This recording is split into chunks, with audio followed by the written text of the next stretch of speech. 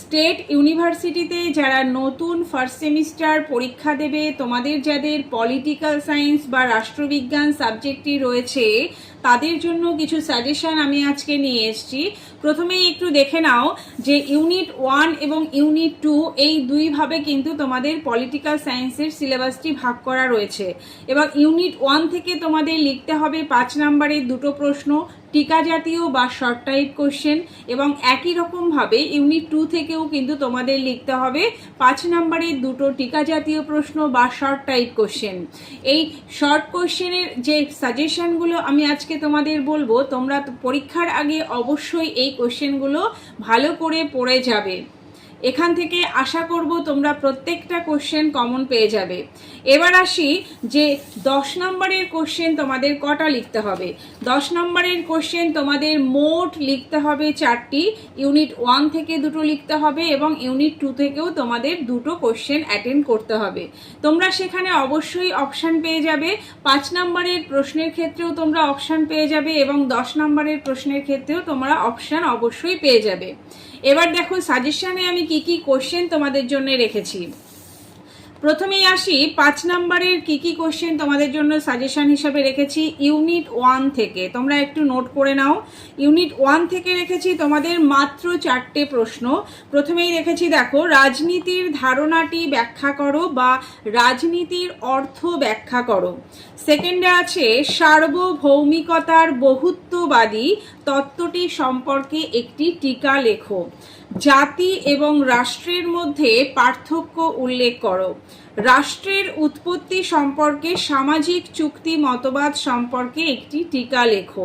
এই 4টে প্রশ্ন আমি ইউনিট 1 থেকে তোমাদের জন্য সাজেশন হিসাবে রেখেছি। আশা করব তোমরা এখান থেকে দুটো অবশ্যই পেয়ে যাবে।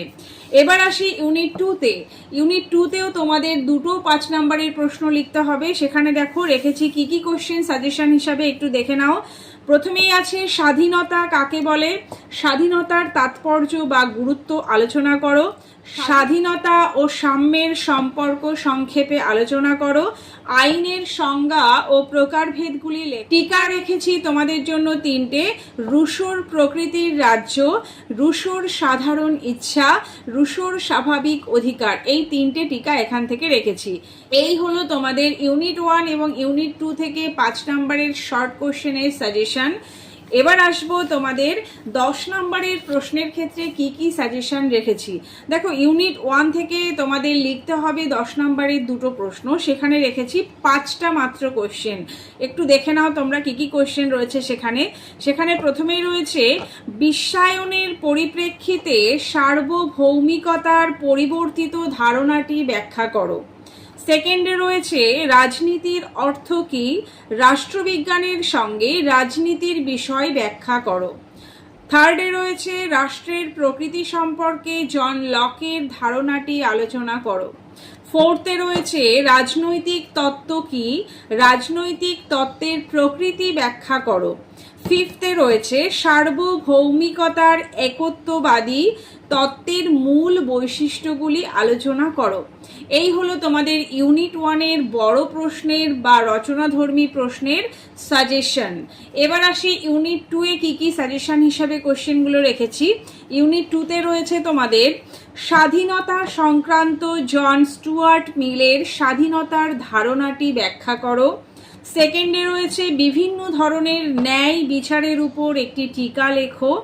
স্বাধীনতা, সাম্য ও আইনের মধ্যে পার্থক্য বা সম্পর্ক আলোচনা করো।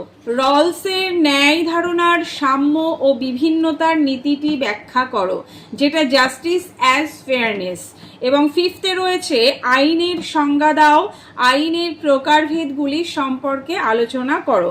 সিক্সথে রয়েছে গণতন্ত্র কি, গণতন্ত্র কি অর্থনীতির সাথে সামঞ্জস্যপূর্ণ, অথবা আধুনিক রাষ্ট্র গণতন্ত্রের প্রকৃতি সম্পর্কে সংক্ষেপে আলোচনা করো।